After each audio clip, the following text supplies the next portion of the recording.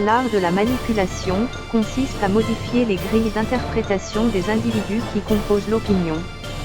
Parmi ces derniers, il y a les leaders d'opinion, qui vont servir de caisse de résonance, pour amplifier la portée du message.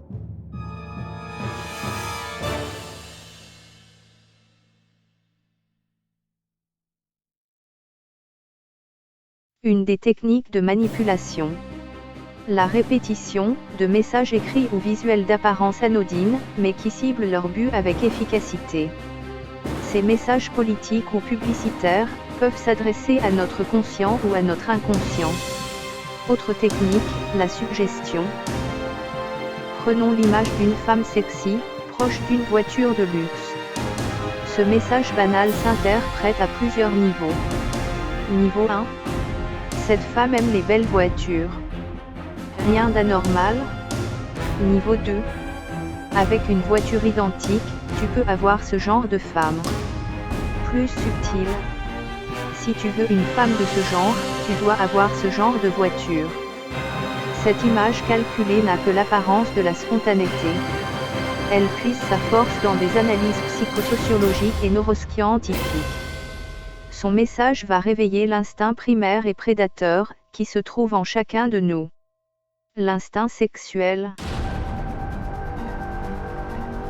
L'image peut être plus suggestive comme le montrent ces exemples.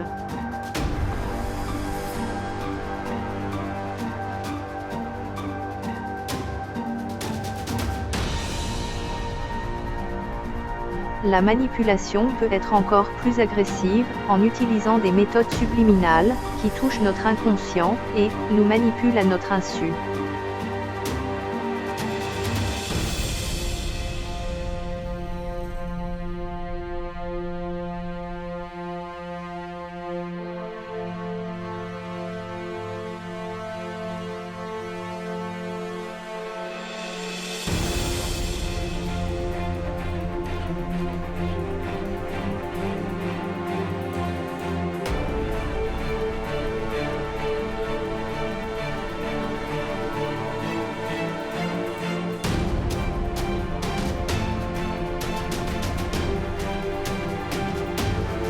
On peut aussi manipuler par la manière de présenter une image, ou par la focalisation exagérée sur un sujet récurrent.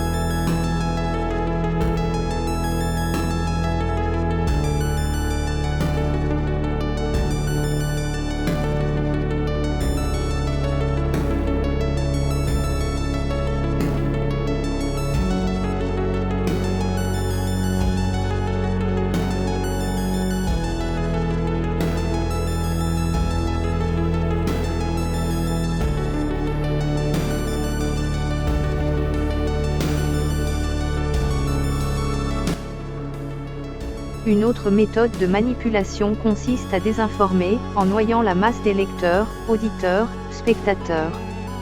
Sous des milliers d'informations bidons et inutiles, d'émissions abrutissantes et voyeuristes, de débats stériles et crétinisants.